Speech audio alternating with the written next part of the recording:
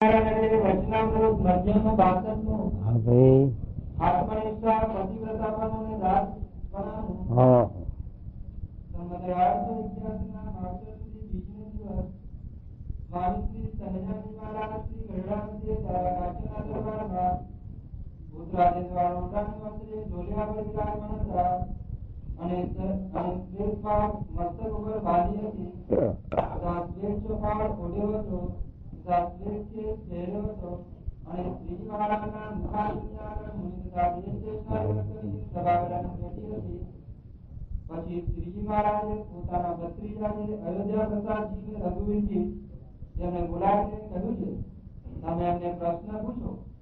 પછી પ્રથમ અયોધ્યા પ્રસાદજીએ પ્રશ્ન પૂછ્યો છે, આ સંસ્થાની વિશે એવો પુરુષ હોય છે જે આટો પહોંચતો સંસ્થાની વિચરણામાં રહેલો હોય ઘનશ્યામ મહારાજ અને ગમે એવો યોગ્ય અયોગ્ય કર્મ પણ થઈ જતો હોય અને તે એક ઘડી કે બે ઘડી ભગવાનનું ભજન કરતો હોય. પ્રસાદજીએ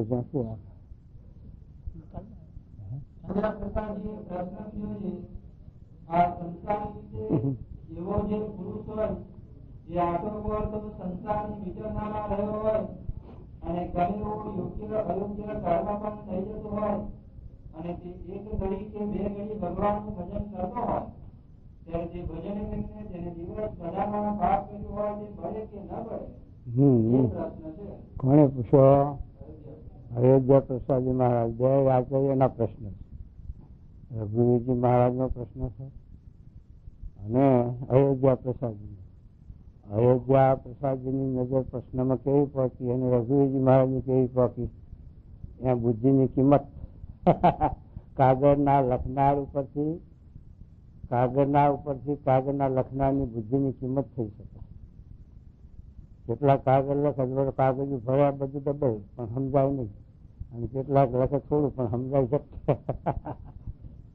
એમાં અયોધ્યા પ્રસાદજી મહારાજે પ્રશ્ન પૂછ્યો, આખો દિવસ આપણે પ્રવૃત્તિ છે વિટુંબા છે એમાં જાણે અજાણે ભૂલ તો થાય જ, જાણે જેવી બોલવામાં હાલવામાં ચાલવામાં કંઈક છે કર્મ થઈ જાય. તો આખા દિવસમાં જે પ્રવૃત્તિ કરી હોય એમાં જે શુભ ને અશુભ કર્મ થયા હોય, સારું નતું ભૂલો, તો એ આખા દિવસમાં એ કરેલું કર્મ એ હાજરી બે ઘડી ભજનમાં બેસે તો એ નિવારણ થાય કે ન થાય? આ અયોધ્યા પ્રસાદનો પ્રશ્ન.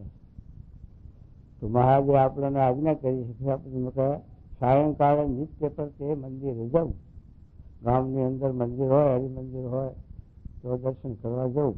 આજે પરવારી કામમાંથી અને રાતે દર્શન કરવા.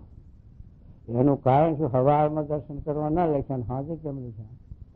કે આખો દિવસ આપણે પ્રવૃત્તિ કરી હોય અને હાજર ભગવાન આગળ જઈને આપણે દર્શન કરીએ, પ્રાર્થના કરીએ એટલે એ હવાથી હાજરીનું જાણવું વગેરે નિવારણ થાય.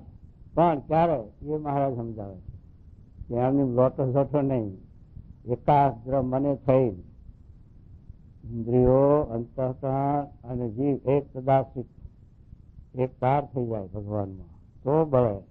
ન કે લોટો જોટો પછી જય કે ના ભાગ્યા અને વર્તી તો બીજા હોય, બહાર હેઠળ જોડા ઉતારે એની વર્તી હોય. હો પછી તો કોઈ પહેરી જશે તો એમ વર્તી ભગવાનમાં ના રહે. આ તો મહારાજે અયોધ્યા પ્રસાદીને સમજાવે કે આખો જેવો પ્રવૃત્તિ કરી હોય હાજર ઘડીક આપણે દર્શન જઈએ ભગવાનની, પણ એ વખતે એકાગ્ર મન થવું જોઈએ આપણું. એ વખતે પછી આપણું મનનું ઠેકાણું ના હોય, આમ દર્શન કરતા હોય વર્તી ક્યાંય વિચાર ક્યાંય આવતું હતું તો પછી એ દર્શન કર્યા કે ના કર્યા જેવા કહેવાય. એટલા માટે આ મહારાજ અયોધ્યા પ્રસાદજીને સમજાવે છે હા એક વાર દર્શન કરવા, પણ મને સહિત અને જીવ પ્રદાસિત ઇન્દ્રિયો અંતઃકરણ જીવ એક તાર થઈ અને એ ભગવાનની સમૃદ્ધિ એ ભગવાનનું દર્શન કરવું તો પેલા જે આખા દિવસનું પાપ હોય એ નિવારણ થાય. આગળ ભક્તિની વાત તો જુદી, પણ આટલું આ મહારાજ અયોધ્યા પ્રસાદજી સમજાવે. અને હવે શું કહે છે જો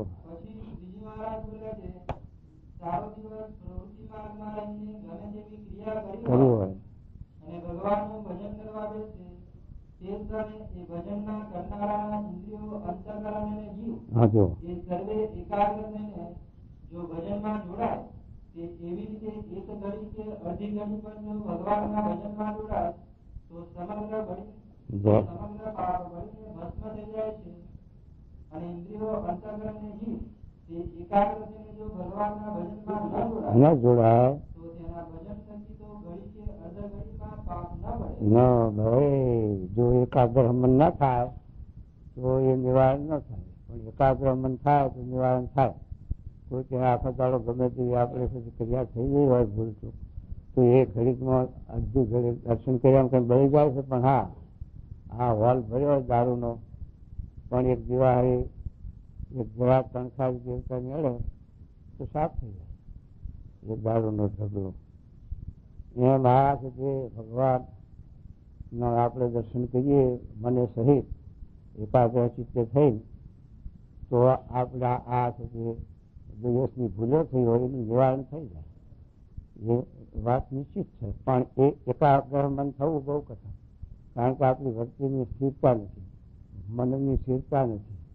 મન તો અહીં બેઠું છે પણ ઠેઠ વિલાયતમાં જઈને આવે. મનનું તો ઇલેક્ટ્રિક કરતા પાવર કરતા વધારે છે. ઇલેક્ટ્રિકનો પાવર એટલે ન પહોંચે એટલું મન એક સેકન્ડમાં ઠેઠ વિલાયતમાં જઈને આવે. એટલે આ મન જીતમ જગત બે મનોહી ને જેને મન જીત્યું એને જગત જીત્યું. મનનો બંધન, મનનો મોક્ષ એ મન ઉપર જ છે આધાર. પણ એ મન પાછળ વશ કરવું એ ગીતામાં કૃષ્ણ ભગવાન અર્જુન પણ પૂછે કે બધી વાત તો ઠીક પણ મનના હાથે તે કાબુ લાવવું, સ્થિરતા કરવી બહુ કઠિન. કૃષ્ણ ભગવાન અર્જુને સમજાવ્યું કે વૈરાગ અને વિચાર એને કરીને તમે સંયમ કરવા માંડો તો થોડો કાબુમાં આવી જશે, એમ સમજાવે છે. એ મહારાજ કહે છે આપણે. હા, પછી શું કહેજો? કલ્યાણ તો ભગવાન આશરે છે, કોઈ પણ અહીંયા સાધન કામ આપતું નથી. કેમ કે આપણે અહીંથી નદી તરવી હોય તો બાહુબળ વાળો હોય તો તરીને હામા કાંઠે જઈ શકે, તલાવમાં તરવું હોય તો હામા કાંઠે જઈ શકે.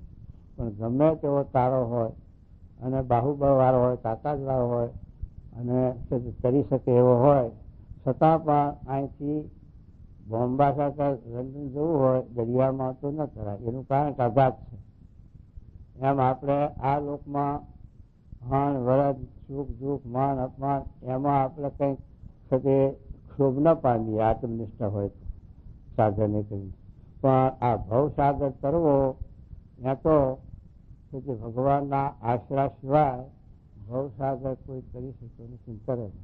અને કૃષ્ણ ભગવાન પણ બોલ્યા કે દયેશા ગુણમય મમ્માયા ધૃત્યા મામે, એ ગીતામાં કૃષ્ણ ભગવાન પણ અર્જુન સમજાવે કે દુઃખે કરીને પણ આ મારી માયા કરી શકાય એવી નથી કોઈથી, પણ મારા આશરા આવે, મારા શરણે આવે તો કરી જાય. આ એનો ઉપાય.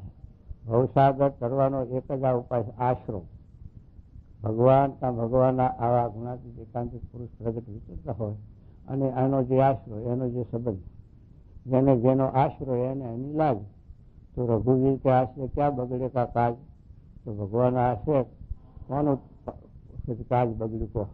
જુનાગઢમાં 350 ઘર નાગરના, એમાં નાગરો મોટા મોટા અમલદારો એવા બુદ્ધિવાળા ખરા ને એટલે રાજકારણીઓ ખરા, કોઈ કલેક્ટર ને કોઈ મામલતદાર ને કોઈ વહીવટદાર ને કોઈ એવા મોટા અને લખીશ્રી, છતાં પણ એનું કોઈ સમૃદ્ધિ કરતું નથી. નરસિંહ મહેતાને કોઈ મીઠું ઉશીનું ના આપે છે, પણ એની સમૃદ્ધિ આખી દુનિયા કરે. આ ભક્તિ માર્ગ, અને ભક્તિ માર્ગ અખંડ છે, કારણ કે ભગવાન અખંડ છે અને ભગવાનના આશ્રય જો એ ચિરંજીવી અખંડ. કેમ કે એ સમજ મીરાબાઈને આપણે સંભાળીએ અને ગોપીચંદ્રની માને સંભાળી, જનુની જીવોડે ગોપીચંદ્રની, કે તમારું શું ભલું કહ્યું? છતાં પણ એને એના દીકરાને આ માર્ગદર્શન આપ્યું, હે દીકરા, આ રાજ તો પડ્યું હશે, તારા બાપની કાયા તારા જેવી હતી, કંચન જેવી, અને રાજ પડ્યું કાયાની રાત થઈ, એમ તારા આ દેહની કાયાની રાત થશે અને આ રાજાની પડ્યું રહેશે, પણ આત્માની શું ગતિ વિચાર છે. ત્યાં ગોપીચંદ્ર જેના લુગડા હાલી નીકળ્યા, એટલે આટલું માર્ગદર્શન એની માયા આપી, એમાં ચિરંજીવી થઈ ગઈ એની માં. આપણું તો કાંઈ ભલું નહીં કર્યું, પણ આપણે એની સ્મૃતિ કરીએ કે જનુની જીવોરે ગોપીચંદની લોકો કીર્તન ગાય ભજન કરે. તો આ છે તે ભક્તિ માર્ગ અખંડ છે, અવિનાશી. અત્યારે રજવાડા આખા 750 રજવાડા વલ્લભભાઈએ કોરા કાગેશીઓ લઈ લીધી અને કબજા લઈ લીધા. પણ કોઈ પહાડ માણસ ત્યાં દાન દીધું, દાન આપ્યું. પણ દાદા ખાચરનો દરબાર અંબા અત્યારે હજારો માણસ ત્યાં માથા કહે છે ને એની સમૃદ્ધિ એની ચિરંજીવી. આ વચના માત્ર પહેલું ત્યારે દાદાનો દરબાર પહેલો ને પછી મહારાજ. આ ભક્તિ માર્ગ, ભક્તિ માર્ગ અખંડ છે, અવિનાશી. એટલા માટે જે આ મહારાજ આપણે સમજાવે. શું કહે જુઓ. પછી રઘુવીરજીએ પ્રશ્ન પૂછ્યો છે, હે મહારાજ, હવે રઘુવીરજી મહારાજ વડતાલના આચાર્ય પૂછે આ જીવનું મોક્ષ તે કેમ છે. એમણે મોક્ષની વાત કરી. જીવનો મોક્ષ કેમ થાય એમ કોઈ પૂછતું નથી. અત્યારે હરિભક્તો, સ્વામી આ દેશકાળ કેમ હારા થાય, છોકરો કેમ, દીકરો નહીં તો દીકરો ક્યારે થશે, રાજ ક્યારે આવશે, પૈસા લક્ષ્મી ક્યારે થશે, અને બધા આ વ્યવહારનું પૂછે છે. પણ કોઈ આવીને એમ નથી કહેતું કે આ જીવનો મોક્ષ કેમ થાય. એટલે આપણી વર્તી આ જગતમાંથી બહાર નીકળતી નથી. અને સપના તુલ્ય ગમે તેટલું હોય, આ લોકની સાહેબી, વૈભવ, માન, મોટે ગમે તેટલું હોય, પણ સપના તુલ્ય છે. સપનું આવે અને પછી નાશ થઈ જાય એવું છે. કારણ કે સદર રાજાને 60,000 હતા, એ તો ન મળે. અને જે ચિત્રકેતુની કરોડ હતી તો વાંચ્યો ગયો. માટે આ ભગવાનની લીલા, ભગવાનની માયા, એમાં છે તે કોઈનું અસ્તિત્વ છે જ. પણ એમાંથી આપણી મનની વૃત્તિ છૂટવી એ કઠણ છે. એટલે રાજાથી રાખ સુધી એમાં જ બંધાયેલા છે. એ કેમ? એ રઘુવીરજી મહારાજ એમ પૂછે છે કે હે મહારાજ, આ જીવનો મોક્ષ કેમ થાય એવું પૂછવું. અને એવું ને એવું ભાદરણના ભગુભાઈ પટેલ હતા. એ નાની ઉંમર હતી, પણ એમની માએ શીખવાડ્યું કે મહારાજને જઈને પૂછ કે આ જીવનું કલ્યાણ મોક્ષ કેમ થાય. ત્યાં પણ વડતાલના 10માં એ ભગુભાઈનો પ્રશ્ન, અને એમાં મહારાજને પણ સમજાવ્યું છે. અહીં રઘુવીરજી મહારાજને સમજાવે છે. ત્યાં કઈ સમજાવ્યું છે ભગુભાઈને. એણે કહ્યું, મહારાજ સમજાવ્યું કે આ દુનિયામાં ભગવાનના અવતારો થાય છે. કે ગીતામાં લખ્યું યદા યદા હિ ધર્મ છે ગ્લાનિર્ભવતી ભારત, એ લખ્યું એમ ભગવાનના અવતાર થાય છે. એ સમયે આ જીવ એ ભગવાનના સ્વરૂપને ઓળખી અને મને વચને જે કરી એનો સમાગમ એમાં જોડાય તો આ જીવ ભવસાગર કરે, જીવનો મોક્ષ થાય. ત્યારે ભગુભાઈ કે મહારાજ, ભગવાન તો કાયમ હોય કે ના હોય આ પૃથ્વી ઉપર, તો એના મળેલા આવા ગુણાતીત પુરુષ કે ભગવત ભાવને પામેલા હોય, કે જેની જગત જેની દ્રષ્ટિમાં પ્રત્યક્ષનું કાર્ય, માયાનું કાર્ય દ્રષ્ટિમાં હોય નહીં, એવા માયા પરના પુરુષ, ભગવાનના ધારક, એના સંબંધે કલ્યાણ થાય.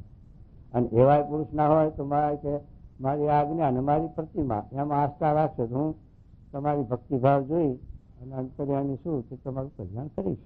આ પ્રશ્ન એ આપીશ. અને રઘુવીરજી મહારાજને શું કહે છે કે ધન, ધામ, કુટુંબ, પરિવાર સર્વે સત્સંગ પરાયણ, ભગવાન પરાયણ કરી મૂક્યું. જેમ સજે પેઢી કરોડો રૂપિયાની પેઢી ચાલતી હોય, પણ ગુમાસ્તા ને સજે કાંઈ જવાબદારી ન મળે, શેઠની જવાબદારી. એમ આપણે વ્યવહારમાં રહેવું તો ગુમાસ્તાની પેઠે રહેવું. કે આપણે ગુમાસ્તા છીએ ને પેઢીના ધરી ભગવાન, પેઢીના ધરી માલિક ભગવાન. તો છે એ આપણને બંધનકારી ન થાય, ન કે બંધન બેઠા છે જીવ. એ મહારાજ કહે છે, રઘુવીરજી મહારાજે સમજાવ્યું કે ધન, ધામ, કુટુંબ, પરિવાર ભગવાનની સેવામાં જોડવું. અને એ સેવામાં ના આવે તો પછી એનો ત્યાગ કરવો. જો વિધિ ક્ષણે તજો ભ્રાત, તેનો ભટ્ટ જીએ તજી માત, તજી વિદુરે કુળની વિધિ, ઋષિ પત્ની એ તજા સંબંધી, ગોપીએ તજો પતિનો સંગ, તજો પુત્ર રેન રાજા અંગ. એમ આધારે આવી રીતે કરી બતાવ્યું છે અને થયેલું છે. અને એવી રીતે જો કર્યું તો એ ભક્ત વચ્ચેથી કહેવાય ગયા ને એની ભક્તિ હવે થઈ. એમ એ મહારાજ આપણે આ રઘુવીરજી મહારાજને એ વાત સમજાવે છે. કારણ કે આ ભગવાનનું આપેલી સાહેબી છે. રઘુવીરજી મહારાજ અયોધ્યા પ્રસાદ એ સપૈયામાં સજી મહારાજના રામ પ્રતાપ ઈશારામજી જયભાઈ એના 2 દીકરા મહારાજ ગાદી સજી વડતાલ અમદાવાદની આપવા સારું દત્તક લીધેલા. હવે ત્યાં સપૈયામાં તો ખાવાય નહીં, ઠેકાણું નહીં. હવે મહારાજે રાજા ધીરાજ પણ આપ્યું નહીં, ગઢડામાં છે તે બે ભાઈની જમીનમાં અને છે તે આપ્યું. તો મહારાજે અયોધ્યા પ્રસાદની વાડીમાંથી શાક લેવા મોકલ્યું. ના એટલી વાર ઘણી થઈ ગયા. મહારાજે આપ્યું છે છતાં પણ મહારાજે ના પાડી કે આ રઘુવીરજીની વાડી નહીં કાંઈ આવ્યા એટલે આવું. એટલે મહારાજ કહે આ જીવના આવું બંધન છે, આપનારા ભગવાન છે, તો પણ ભગવાનને આપવું કથમ પીડ્યું. એ વાત સમજાવે મહારાજ.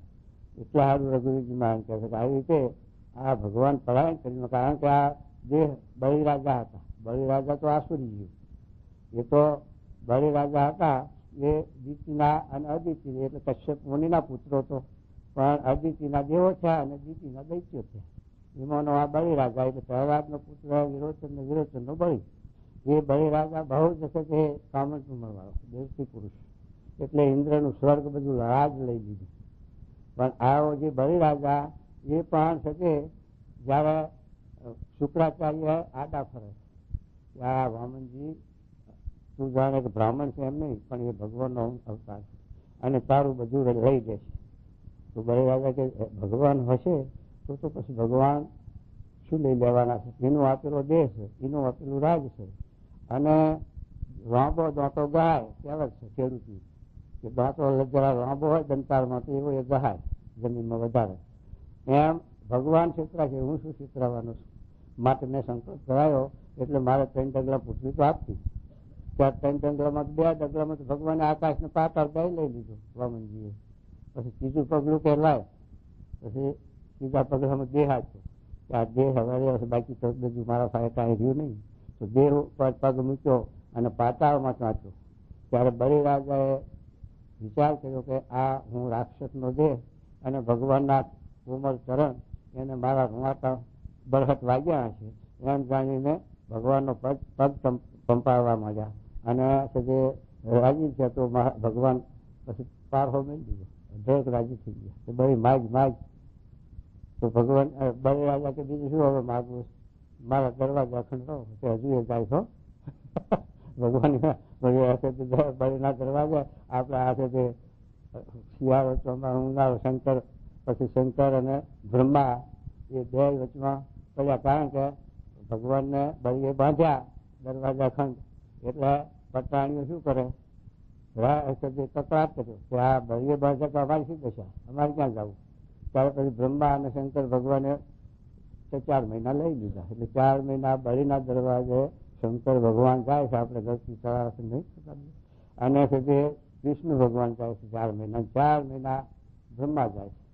એમાં આ ચોમાસામાં જે પહોંચીને જે ઉઠી 11 છે એના વચનો ગાળો વિષ્ણુ ભગવાન બળીના દરવાજે બેસે.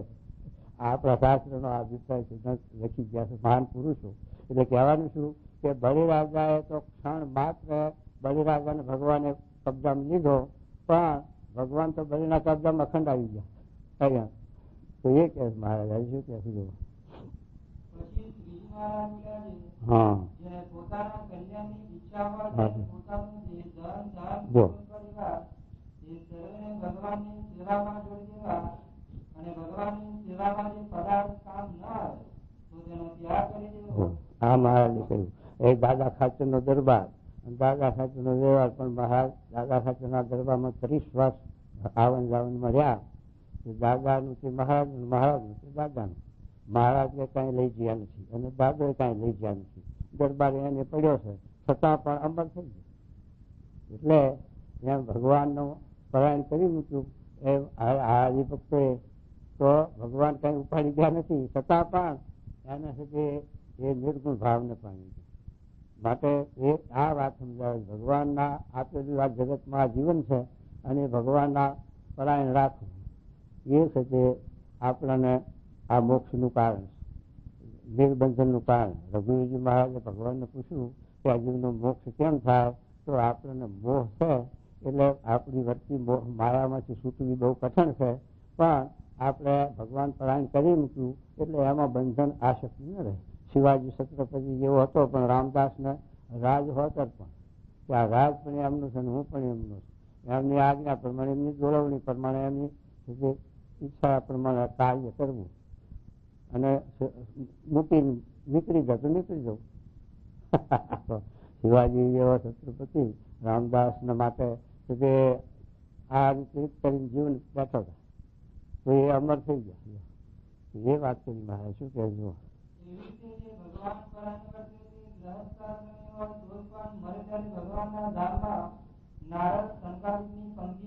ગ્રસ્ત હોય કે ત્યાગી હોય કે ગમે તે આશ્રમમાં હોય પણ આવી રીતે જે ભગવાન પરાયણ વર્તે એ અક્ષરધામ ભગવાનના સમીપમાં જાય, બીજે ક્યાં જાય તો?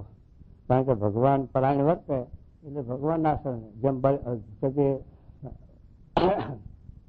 લાલાજી, ધ્રુવજી, આ સુધી ભરત રાજા ઋષભદેવ ભગવાનના પુત્ર કહેવાય ભરતજી, છતાં પણ જો રાજ મૂકીને વનમાં ગયા પણ પેલા મૃગલામાં દયાએ કરીને હેત થયું તો મૃગનો અવતાર લેવો પડ્યો. એમ છતાં આપણા ભાગવતમાં લખ્યું. તો એ ભરતજીને મૃગની ચિત્તવન થવાથી મૃગનો અવતાર આવ્યો. એમ આપણી વૃત્તિ એવી રીતે જો માયામાં રહી જાય તો 84માં દેહ ધરવા પડે, અને જો ભગવાનમાં વર્તી રહે તો છે ભગવાનના ભાવને પામે, ભગવાનમાં ગતિ થાય. એટલે માયાનો જીવ માયામાં લીન થાય, ભગવાનના ખાતાનો જીવ ભગવાનમાં લીન થાય, તો એનો મોક્ષ છે. એટલા માટે ભગવાનની સ્મૃતિ રાખવાની જરૂર એટલા માટે કે ખાતા પીતા હાલતા ચાલતા અખંડ ભગવાનનું ચિંતન. શિશુપાલ, દંતવક્ર, કાવયવન, જરાસન એવા જે આસુરી સંપત્તિના જીવો હતા પણ વેર ભાવે પણ કૃષ્ણ ભગવાનનું જો ચિંતન કર્યું તો ભગવાન એને એ ગતિ આપી, એવું શાસ્ત્ર લખ્યું. કારણ કે અખંડ ચિંતન થયું ને, સ્વામી કે અંધારામાં ગોર થાય તો એ ગર્વ લાગે, એનો સ્વભાવ છે. એમ ભગવાન કે મારો સ્વભાવ છે કે મારું જે ભજન કરે, ચિંતન કરે ગમે તે ભાવથી, તો હું એને ગતિ આપું મારી. એ વાત છે.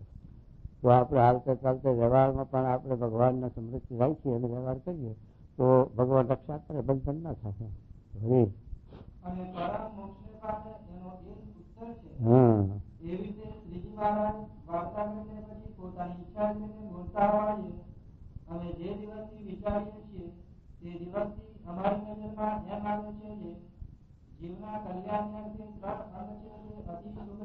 આ ત્રણ અંગ છે અને ભગવાને વિચાર કર્યો કે આ અંગ ત્રણ છે, એમાં દાસત્વપણું, પતિવ્રતાપણું અને આત્મજ્ઞાન. એ ત્રણ અંગમાંથી એક અંગની જો દ્રઢતા જીવમાં થઈ જાય તો એ જીવ ભવસાગર કરી જાય. જેમ જળ ભરત અને સુખજી હતા એમને આત્મનિષ્ઠ પ્રધાન હતું, જ્ઞાન પ્રધાન હતું. આત્મનિષ્ઠા એટલે જ્ઞાન, જ્ઞાને કરીને ભગવાનમાં જોડાયેલા હતા. અને ગોપીઓ હતી તો એને હેતે કરીને ભગવાનમાં જોડાયેલી હતી. અને શ્રી હનુમાનજી, ઉદ્ધવજીને દાસત્વ ભાવે કરીને ભગવાનમાં જોડાયેલા હતા તો પણ એ જીવનો ઉદ્ધાર થઈ ગયો. દાસત્વ ભાવથી થઈ ગયો અને આ પતિવ્રતાના ભાવથી ભક્તિથી, પ્રેમ ભક્તિથી થઈ ગયો અને જ્ઞાનથી થઈ ગયો. ત્રણ અંગમાંથી એક અંગની જો દ્રઢતા જીવમાં થઈ જાય તો એ જીવ કટાક્ષ થઈ જાય અને મોક્ષ ગતિ પામી જાય. એટલે મહારાજ આ વાત આપણે સમજાવી શકે. આ ત્રણ અંગ છે, દાસત્વપણું, પતિવ્રતાપણું અને જ્ઞાન. એમાંથી એક અંગની દ્રઢતા કરવી, જ્ઞાનમાં દ્રષ્ટિ થોડાની પડે પણ હેત થઈ શકે. હેતનું અંગ હોય અને દાસત્વનું અંગ હોય વધારે તો એમાંથી ગમે તે અંગની દ્રઢતા થાય તો આ જીવ ભવસાગર કરી જશે. તો શું કહેવાનું? હા ભાઈ, હા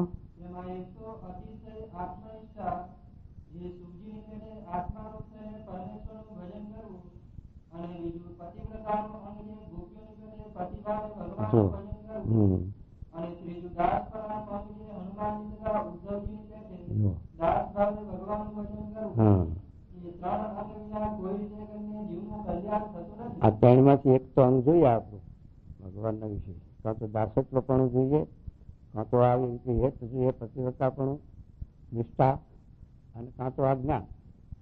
એ ત્રણમાંથી તો એકાદુ જ હોય તો જીવ કરતા થઈ જાય. આ ભવસાગર કરે ને તો ત્રણમાંથી એક ના હોય તો થઈ તો 84 ગોતા ખાતા કરે, 84 લાખ એની જીવ દેહ ભર્યા કરે. હા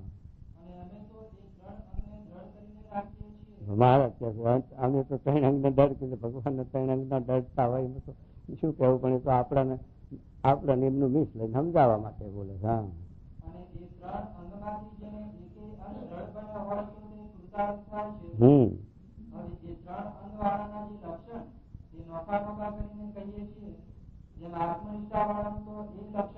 હવે આત્મનિષ્ઠા એટલે જ્ઞાનનું જેને અંગ હોય એ જ્ઞાનનું કેવું અંગ જોઈએ અને કેવું અંગ હોય એ મહારાજ સમજાવે, સાંભળજો.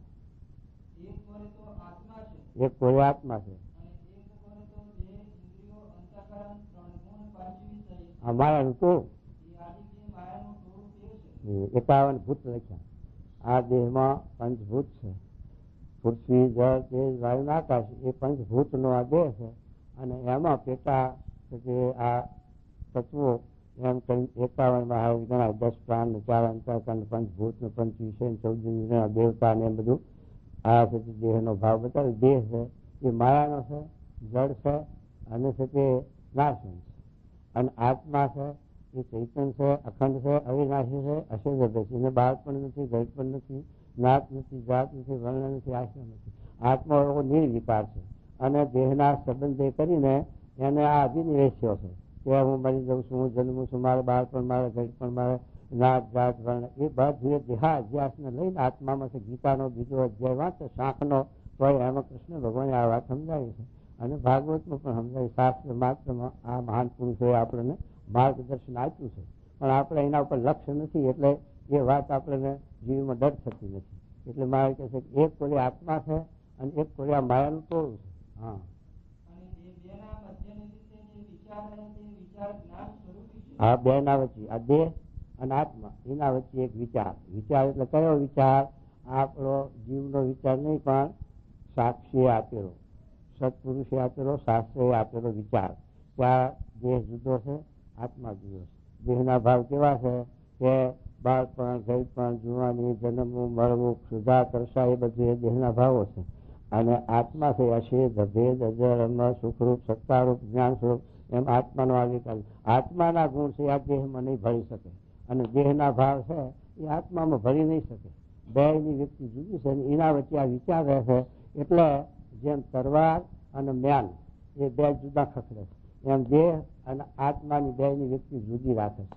આ વિચારે કરીને આ દેહથી આ આત્મા જુદો પડે છે. હા,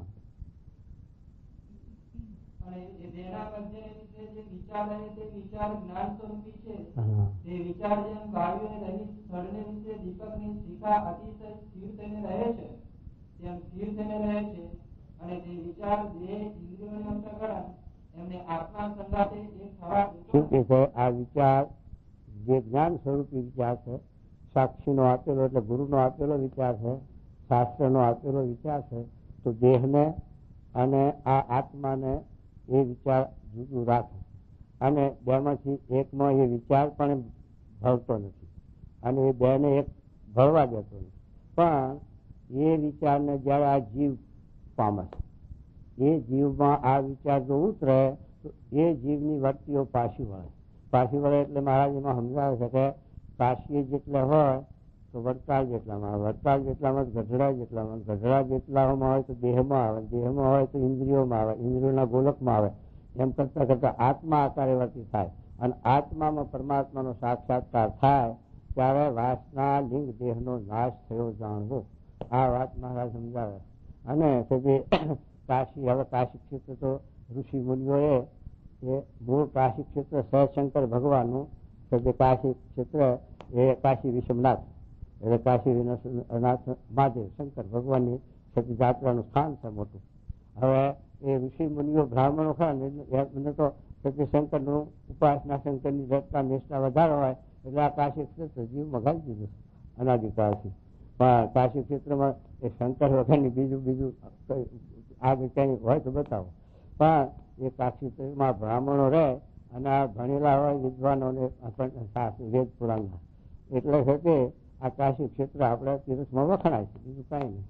અને છતાં ત્યાં હજારો માણસો જાય છે. પણ કાશી ગયા અને કાશી જઈને ભાભો આવ્યા, એને મોક્ષની પ્રતિતિ આવી. ઘણા જઈને આવે કાશી ક્ષેત્રમાં અને ફરી આવે, કોઈને પ્રતિતિ નથી આવી. માટે મહારાજે નિમિત્તાન ક્ષેત્ર ક્યાં સમજાયું કે આવા એકાંતિક પુરુષ હોય ત્યાં. તો એક હશે તે તીર્થીઓનું ફળ. તીર્થે જવું તે સત્સંગ કામ, જ્યારે મળે સદગુરુ જે ઠામ, ત્યારે થયા સાધન સર્વ પૂરા, જ્ઞાની જનો તો ન ગણે અધૂરા. ચિંતામણીની થઈ પ્રાપ્તિ જેને, બદામની ગજ રહે ને તેને, જેને મળે છે ગુરુજી સમર્થ, કલ્યાણ નો સાધન સર્વ વ્યર્થ. પછી બધા એની સમાપ્તિ થઈ. કૃષ્ણ ભગવાન 12મા અધ્યાયમાં ભાગવતમાં બોલે છે કે હું જેવો તપ કરે, તીરથ કરે, વ્રત કરે, દાન કરે, યજ્ઞ કરે, યોગ સાધક હોય વશ થતો નથી, એવો સત્સંગ કરીને વશ થાવશું. આ 12મો અધ્યાય 11 સ્કંદમાં ભાગવતનો આખો લખ્યો સત્સંગનો મહિમાનો. અને વિશ્વામિત્ર વશિષ્ઠનો સંવાદ પણ છે પુરાણોમાં. વિશ્વામિત્રનું 60,000 વર્ષનું તપ અને વશિષ્ઠ મુનિનો લવ સત્સંગ, એનો આ જે ઇતિહાસ બતાવ્યો.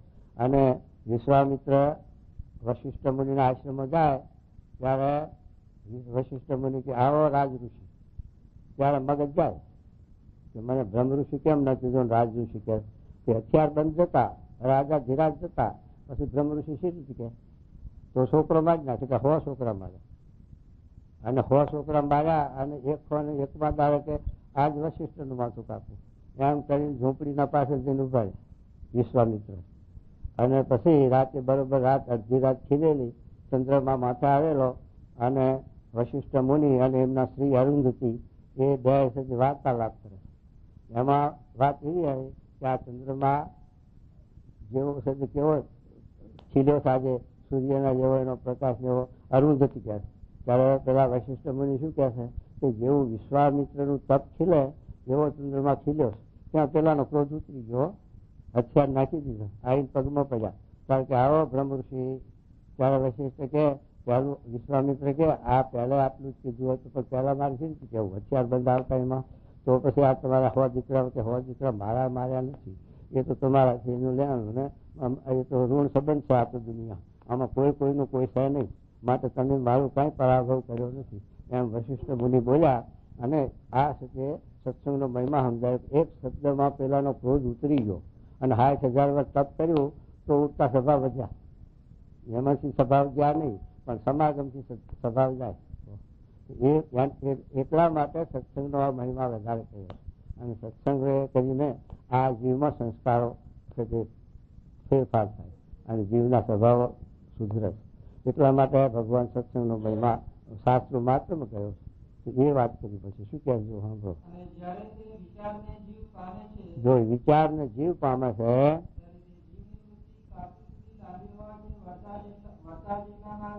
આ વિચારને આપણે પામ્યા, આ વિચારને પામ્યા હોય તો આપણી વર્તી જાય બહાર. વિચાર પામ્યા હોય આ વિચારને પામે તો બહાર મન રહે, જોવાનું, સાંભળવાનું, ભાવવાનું, જોવાનું કશું એ રહ્યા છે ત્યાં સુધી આપણી વર્તી હજુ પ્રતિલોમ નથી થઈ. પ્રતિલોમ થાય તો એ બધા ભાવ ઉતરી જાય, તો ના એ બધી વર્તી ના રહે. તો શું કહેજો, જો એ વિચાર જયારે દ્રઢ થાય જીવમાં, હા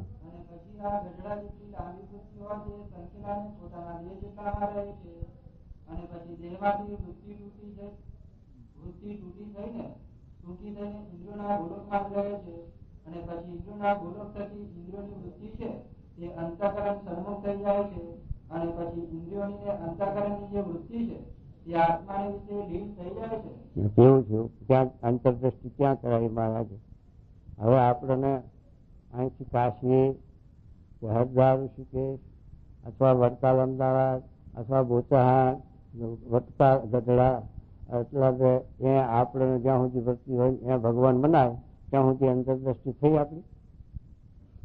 અને ત્યાં સુધી આપણે જો અપૂર્ણપણું બનાવે તો કેવળ અજ્ઞાન જ જાય. એ વાત મહારાજ સમજાવે, અંતરદ્રષ્ટિની આ વાત કરે. તો એ છે જે મહારાજ કહે છે કે આવી રીતે આ દ્રષ્ટા અને દ્રશ્ય, દેવ અને દેહ એના વચ્ચે આ વિચાર જે હોય એ વિચાર, આ જીવ એ વિચારને પામે છે. એટલે આ શાસ્ત્ર અને સત્પુરુષનો આપેલો વિચાર, સાક્ષીનો આપેલો વિચાર, ભગવાનનો આપેલો વિચાર. ભગવાન ક્યાં નથી? પ્રહલાદજીએ હિરણ્યકશિપુનો બાપ પ્રહલાદને કે તારો રાખણવાળો મને બતાવે, તો કે એ તો સર્વજ્ઞ છે.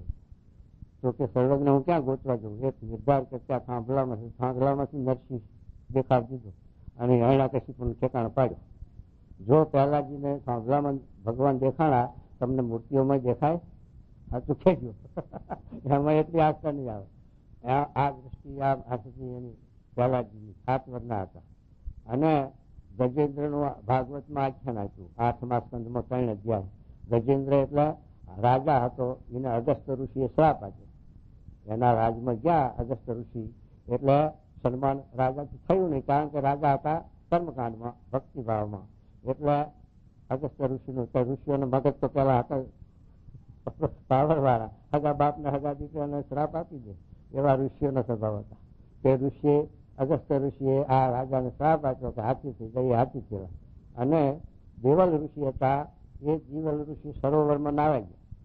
અને સરોવરમાં નાતે નાતે તે પેલો ગાંધર્વ હતો, એ ગાંધર્વે પાણીમાં ડૂબકી મારી અને દેવી ઋષિનો પગ પકડ્યો. રમતમાં ગમતમાં છોકરા જે કરે એમ કે દેવલ ઋષિનો પગ પકડ્યો, પણ દેવલ ઋષિનું મગજ જોયું કે જા મગજ થઈ જાય, મગજ થવું પડ્યું. આ ભાગવતમાં છે એ છે તે મગર આ સરોવરમાં હતો, ચલો હાથી પાણી પીવા ગયો, પકડ્યો. પછી હાથીને એને એ મગરને ખેંચાતા હાલે છે. પછી હાથીએ પોકાર કર્યો ભગવાન ઉપર. તો ભગવાને પછી હરિ અવતાર થયો. ત્યાં સરોવરના કાંઠે, ત્યાં મંદિર નહોતું, મૂર્તિઓ નથી, કાંઈ નહોતું, પણ એ હાથીનો પોકાર ભગવાને સાંભળ્યો. માટે ભગવાન સર્વે વ્યાપક છે, પુરાવો છે. તો એ ભગવાન હરિ અવતાર થઈ અને એ હાથીને એ ઝૂડ થતી બચાવી મુકાવી અને પછી એને થતી ભગવાને એના ભક્ત હતા એટલે પાર્ષદમાં લઈ ગયા. અને ગાંધર્વ તો મગર હતો, એને ગાંધર્વ એવો નહીં મૂક્યો. પણ કહેવાનું શું કે આ રીતે આ ભગવાન ગજેન્દ્રનો ઉદ્ધાર કર્યો એ વખતે હજી અવતાર આખો છે. એટલે મહારાજ એ સત્ય સમજાવે છે આપણને શું કે ભગવાન આવી રીતે સત્ય કાશી કે હરિદ્વાર કે વરસાદ પૂરીને તમે જ્યાં પોકાર કરો ત્યાં તમારી સાંભળે. તમે જ્યાં પોકાર જંગલમાં જઈને પોકાર કરો ત્યાં તમારી ફરિયાદ સાંભળે ભગવાન, જો આપણને એ આસ્થા હોય તો. એ મહારાજ સમજાવે છે. શું કહે છે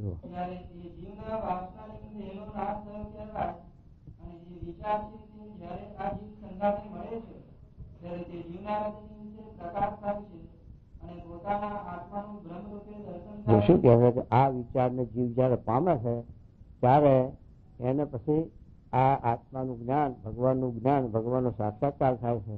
પછી એને પછી આ માયાની નિવૃત્તિ થાય. આ રીતે અંતરદ્રષ્ટિ કરે, પાછી વૃત્તિ વાળે અને વિચાર કરે તો પોતાના આત્માનું એને અનુભવ થાય, ભાન થાય અને આત્મા પરમાત્માનો સાક્ષાત્કાર થાય.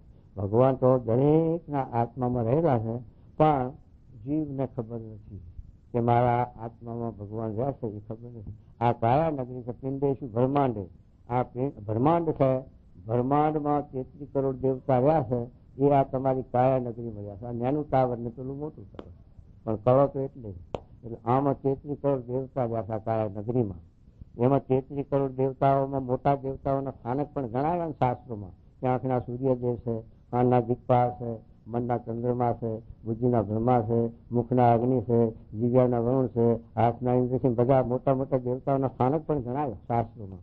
અને આવી રીતે કાયા નગરીમાં આ બધા દેવતાઓ રહે છે. એ બધાનો પ્રધાન કોણ છે? રાજીવ ને, આ રાજીવ જીવાત્મા એ આ કાયા નગરીનો પ્રધાન છે. આ પ્રધાન રાજીનામું મૂકે તો કાયા નગરી ઉભી રહે, સમસન ભેગી કરવી પડે ને. કોઈ દેવતા રાજીનામું મૂકે તો કાયા નગરી ઉજર થાય.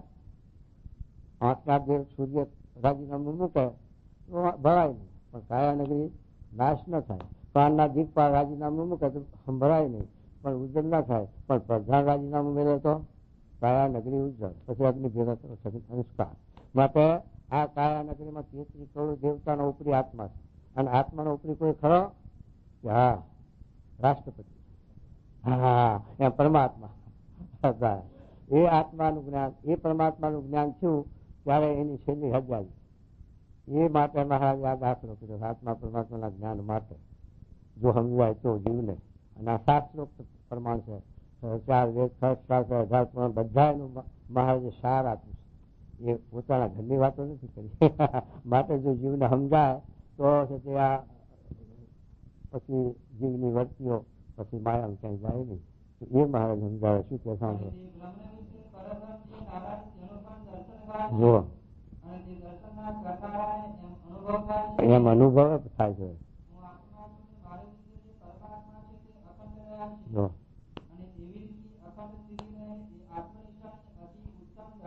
આત્મનિષ્ઠાની જ્ઞાનની આ ઉત્તમ સ્થિતિ, આ જ્ઞાન પૂરું, આપણે જ્ઞાનની સ્થિતિ પૂરી થઈ ક્યારે કહેવાય કે આ આટલા સુધી આપણે પહોંચીએ અને એનો સાક્ષાત્કાર થાય તો આપણે જ્ઞાનની હદ આવી.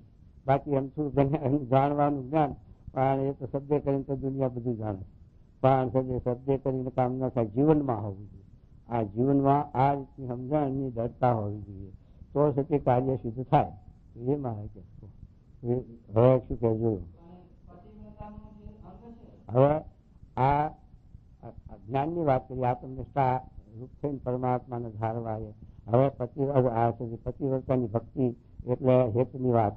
ગોપીઓને હેત હતું મહારાજ કહેતા, અને શાસ્ત્રોમાં લખ્યું છે ગોપીઓ છે તે કઈ ભણેલી નહીં, કઈ શાસ્ત્ર નહીં, વિદ્વાન નહીં, કાંઈ નહીં, છતાં પણ એને કૃષ્ણ ભગવાન વિશે એવું હોય અસાધારણ હેત થઈ ગયું કે એને ખાતા પીતા હાલતા ચાલતા કૃષ્ણનું જ રટન, એને બીજું સપનું નહીં.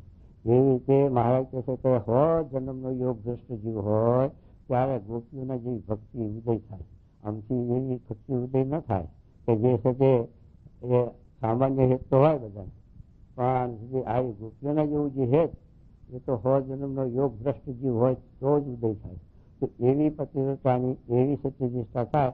તુલસીદાસ જેવા ભગત, 400 વર્ષ પહેલાની જ વાત, તુલસી કે રામાયણ પણ એને બનાવી. તુલસી કામ વાસના વાળા બહુ હતા, પોતાના શાસ્ત્રી ગયા હતા નાની ઉંમરમાં, અને એ ઇતિહાસ લખ્યું એનું જીવન ચરિત્ર. પણ પછી બાઈએ એટલું જ કીધું કે આવી આ શક્તિ જો રામમાં ભગવાન હોય તો કઈ બાકી રહે, ત્યારે એમની વર્તી પછી ભગવાન તરફ વળી પછી આ રામાયણ બનાવી. અને તુલસીદાસ ને ભગવાને દર્શન દીધા, કૃષ્ણ ભગવાને તોય બોલ્યા કે ધન ધન સદી આજથી ભલે ગિરાજો નાથ, તુલસી મસ્તક જબ નમય લ્યો ધનુષ બાણ હાથ.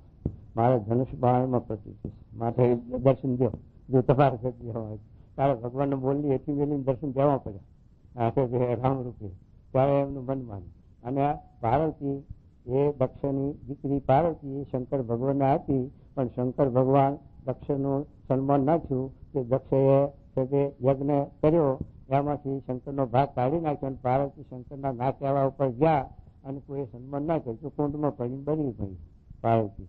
પણ પછી હિમાચલના ત્યાં જન્મ લીધો. પણ એ વખતે શંકર ભગવાન બાળકનું રૂપ લઈને સમજાવવા ગયા છે, ઋષિઓ સમજાવે છે, તોય પણ શું બોલે છે કે કોટી જન્મ લગી રહે હમારી વરુ શંભુ કે રહુ કુમારી. બીજો ભય બાપ છે શંકર વિના મારે કે 80,000 વર્ષ તપ કર્યું પાર્વતીએ, ત્યારે શંકરે અપનાવ્યા છે. આ જો પુરાણ વાંચ્યું હોય તો ખબર હોય. તો એ વાત છે કે આ બતાવે છે. એટલે આવી રીતે આપણે એક ભગવાનના વિશે નિષ્ઠા જોઈએ. આપણી મનનું સ્થિરતા ના હોય, ઘડીકમાં જાણે કે માતા ગાજી માતામાં માધ્યમાં ભૂવામાં જાગરિયામાં જોરામાં ધાગામાં એમાં ભગવાનની નિષ્ઠા રહેતી હશે ના રહે તો એ કે સમજાવે સારું છે. અને પતિવ્રતાનો જે અંગ છે તે તો વ્રજની ગોપીઓના જેવું જોઈએ. હા એમ જેમ ગોપીઓને જે દિવસ કૃષ્ણ ભગવાનના ગંગાનો સ્પર્શ કર્યો તે દિવસ જેટલા સંસાર સંબંધી જે સુખ છે સર્વે જે જેવા થઈ ગયા. કૃષ્ણ ભગવાનનો જોગ છો ત્યારથી ગોપીઓની આ સંસારમાંથી વર્તી તૂટી ગઈ. જયારે એમને રાસ કર્યો ત્યારે એના ધણીઓએ ઘરમાં પૂરી હાકર વાંચી તો દેહ પડ્યા આત્મા ગયો, પણ રોકાઈ ના શકી. એટલી બધી એને આવી લગ્ન આવું વેગ કૃષ્ણ ભગવાનમાં, અને પોતે લુગડા ચાલવાનું ભૂલી જાય ને ગાયો દોવાની ભૂલી જાય, ઢોરાને છોકરાને દોડાવવાના ભૂલી જાય.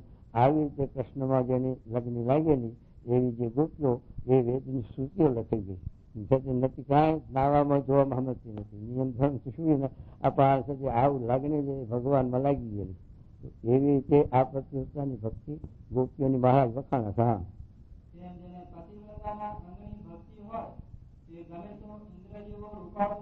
હા હા જેને જયારે દેખે ત્યારે જેમ શરીર કૂતરાને દેખે અથવા વિષ્ટાને દેખે ત્યારે અતિશય જ્ઞાની પામીને દ્રષ્ટિ પાછી ખેંચી લે છે, તેમ દ્રષ્ટિ પાછી ખેંચાઈ જાય તે ઉત્તમ પતિવ્રતાની રીતિ છે.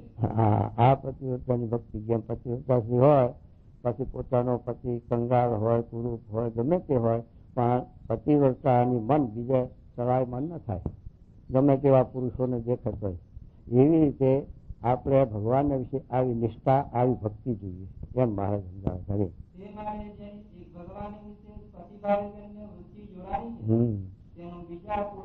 બીજા કોઈ પુરુષને દેખીને મન રાજી થાય જ નહીં. અને ત્રીજું જેને દાસ ભાવ કરીને ભક્તિનો અંગ છે. હવે દાસ ભાવની વાત આવી હનુમાન ઉદ્ધવજીની. હનુમાનનું દાસપણું રામચંદ્રજી ભગવાન બધા કહે છે મને આ બધાને ભગવાનની સેવા મળી તો મને કાંઈક સેવા આપવી જોઈએ ને.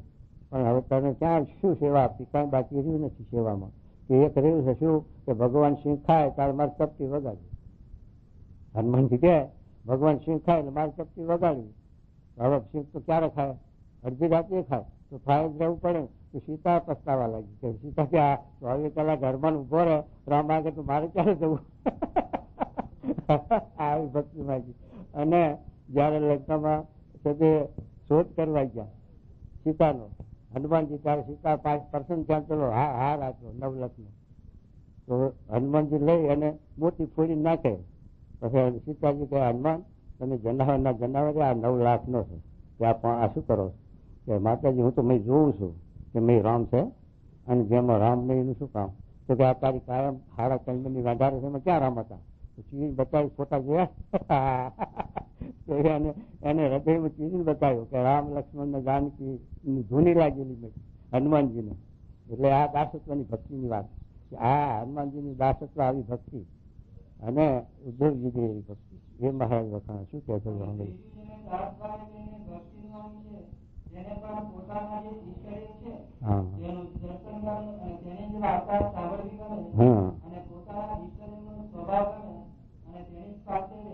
શું ગમે જો દાસત્વ ભક્તિ એનું આ લક્ષણ અંગ બતાવ્યું. શું બતાવ્યું ચાર તો? હા હા એવું ગમે.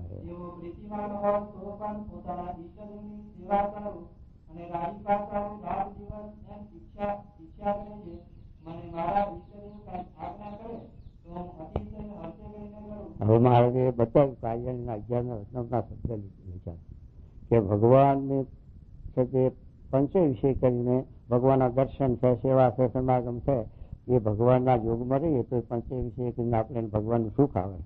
તો ભગવાનનું સુખ લેવા જાય તો આજ્ઞા ન પડે અને આજ્ઞા પાડવા જાય છે તો ભગવાનનો સંબંધ ના રહે. ભગવાન આજ્ઞા કરે જાઓ અહીંથી કાશી જાઓ બીજા દૂર જઈને રહો તો પછી ભગવાનનો સંબંધ ના રહ્યો. તો અહીંયા ભગવાને સમજાવ્યું કે ભગવાનની આજ્ઞા એ કરી ભગવાનની એમ કે અને મન ધાર્યું ભેગો રહેતો હોય તો ભેગા હોય તો સુખ નહીં આવે. આજ્ઞા નથી પાડતો એટલે હરે જો જો રાજી થતો રહે. ખેદ ન પામે અંતઃકરણમાં આજ્ઞામાં જ સુખ માને. આ દાસત્વ ભક્તિની લક્ષણ છે.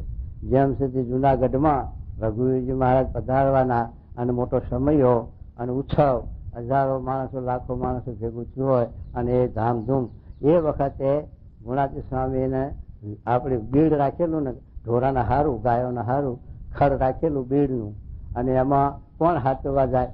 પછી જાગા સ્વામી જાગા ભગતને કે તમે જશો? તારે જાગા ભગત જશો સ્વામી કેમ કીધું? જાઓ એમ ફોર્સ કેમ ના પાડ્યો? એટલો મારો અણવિશ્વાસ આવ્યો ને માટે હું તમારો છું. તમે મને જશો એમ કેમ પૂછ્યું? માટે જાઓ. પછી જાગા સ્વામી 18 દિવસ સુધી વીડી હાચવી અને રઘુવીરજી મહારાજ ધામધૂમ પણ એની આશા ન રાખી તો સ્વામીએ એને સુધી અહીં સમયમાં જે હતા ને રહેતા એના કરતા હવાયું સુખ આપ્યું એમ એ વાત કરે. જો એવા દાસત્વ ભક્તિ વાળા તો મહારાજ કહે છે આ જે ગોપાલ સ્વામી છે અને મુક્તાનંદ સ્વામી છે. હા એમાં 3માં પાછું પક્ષ. હા એટલે ઉત્તમ મધ્યમ કેમ કે દાસત્વમાં પણ 3 અંગ. દાસત્વ ભક્તિ હોય પણ કનિષ્ઠ હોય, મધ્યમ હોય ને ઉત્તમ હોય અને પતિવ્રતામાં 3 અંગ અને જ્ઞાનમય 3 અંગ ઉત્તમ મધ્યમ ને કનિષ્ઠ. એટલે ઉત્તમ નું અંગ જોઈએ. મધ્યમ કે કનિષ્ઠ હોય તો ખોટ રહી જાય, કશે રહી જાય.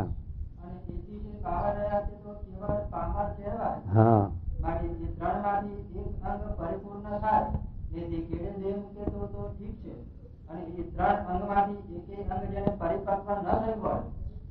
જે મરવું તે ઠીક નથી. એ ઠીક નથી. કશર હોય ને ડરવું એ અધૂરું રહે. પાછું જન્મ ધરાવે ભગવાનને કશર ટાળવા એમ. અને જે તો 5 દાડા વધુ જીવે, 5 દાડા વધુ જીવીને પણ કશર ટાળવી એટલે કશર ટાળવાનું મહત્વ બતાવે. બાકી 5 દાડા વધુ જીવવું એ આપણા હાથની વાત નથી. હા, અને પોતાની અનસમજણને ટાળીને જે ત્રણ અંગવાળી જે અંગને દ્રઢ કરીને મરે એ જ ઠીક છે. હા એમ. અને વળી આ જીવનો તો એવો સ્વભાવ દેખાય છે જે જ્યારે ગ્રહસ્થાશ્રમમાં આવવા ત્યારે સંસારનો ત્યાગ કર્મ કરે. એ આ તો લાકડથી લાડુ ખાય એ પસ્તાય ને ના ખાય એ પસ્તાય. લાકડથી લાડુ સમજો, રાખડી વાળો નીકળ્યો પેલા વેરના લાડવા વાળી, લાકડાનો વેર હોય ને એમાં છે જે ગોરા વાળી નીકળ્યો. પૈસો લાકડથી લાડુ. જેને લીધો એને એમ થયું પૈસો છૂટી પડ્યો, અને ના લીધો એને એમ થયું એક પૈસામાં મારું કાંકતો હોત ને માલ, એને એ પસ્તાવો છું. ના લીધો એને એમાં અહીંયા આવીને બેઠા એને પસ્તાવો છો. હવા જ રહી ગયો જગતનો. અને જગત વાળાને જાણે કે આ ખાટી જાય ને આપણે આપણે ખુશી ગયા. એટલે બેન અનુભવ એમ. એટલે લાકડથી લાડુ જેવું એમ આ મહારાજ છે કે જે છે તે દીકરા એને વન આવ્યું રહે અને જગતમાં પડ્યા હોય ના આવ્યું રે મનને. તો એ મહારાજ કે ત્યાં સમજણની વાત આવી. તો શું કે જુઓ, ત્યાગ કરે ત્યારે આ ઘાત થયા કરે. અને આ જીવનો આવો સ્વભાવ છે.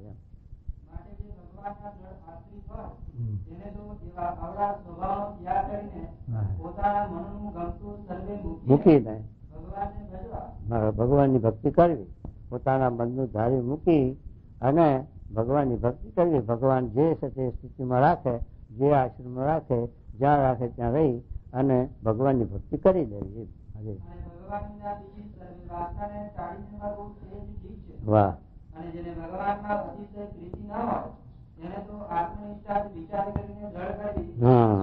ભગવાનના ભક્ત હોય તેને કાં તો આત્મનિષ્ઠા દ્રઢ જોઈએ અને કાં તો ભગવાન વિશે અતિશય દ્રઢ પ્રીતિ જોઈએ. છેલ્લાના પહેલા માં લખ્યું હેતનું અંગ તો જ્ઞાનનું અંગ. બેમાંથી એક તો જોઈએ, હેતનું અંગ કાં તો જ્ઞાનનું અંગ. બેમાંથી એક અંગ ના હોય તો પછી જીવની ગતિ નથી.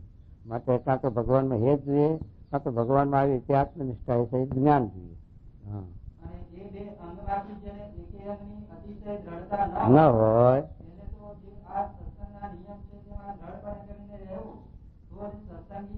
તો સત્સંગ રહેવાય. સત્સંગમાં નિયમ ધર્મ પાડી અને જો પડ્યા રહે તો પછી થોડા અંગ આવશે. હા, હા,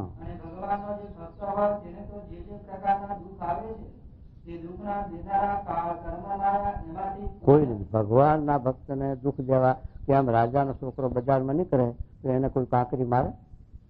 કારણ કે જાણે છે કે રાજાનો છોકરો છે ને જો કાંકરી મારી તો જેલ ભેગા થશે તો ફાંસી ચડાવશે.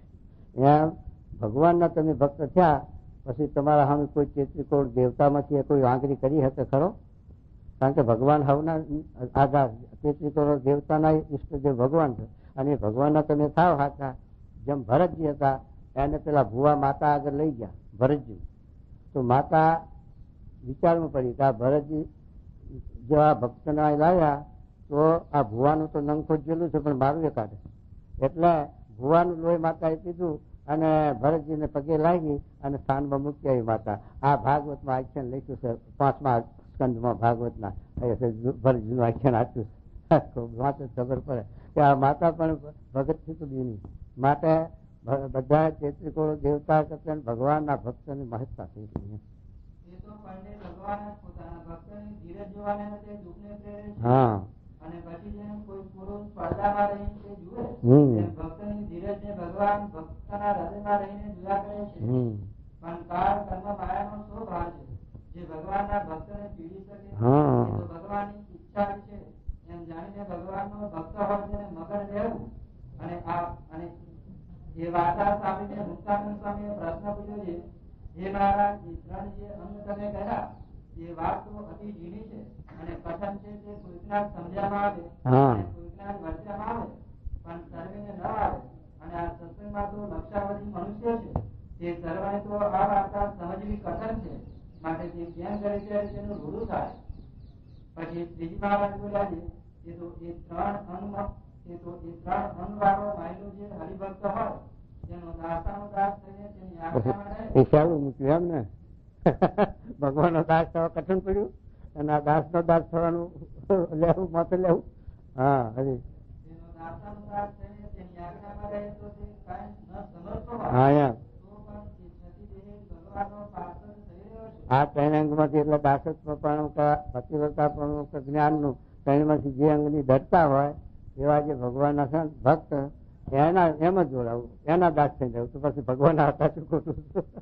અરે કૃતાર્થ થઈ રહ્યો છે. હા અને આ સંસારી રીતે ભગવાનના ભક્તોનો તો મહિમા અતિશય મોટો છે. હા એમ તે ગમે તેવો પાવન ને પતિ જીવ હોય હા પણ ભગવાન કે ભગવાનના ભક્તોને આશ્રિત થાય તો તે જીવ કૃતાર્થ થઈ જાય છે. એવો ભગવાન ને ભગવાનના ભક્તોનો મહિમા છે. માટે જેને ભગવાનના ભક્તની સેવા પ્રાપ્તિ થઈ તેને તો નિર્ધડક રહેવું અને આ ત્રણ અંગની જે અમે વાર્તા કરી છે તે બહુધા તો આ મુક્તાનંદ સ્વામી સારું કરી છે. વાહ અને મુક્તાનંદ સ્વામી ઉપર અમને ઘણું એક છે અને એમને શરીરે મંદરાર છે.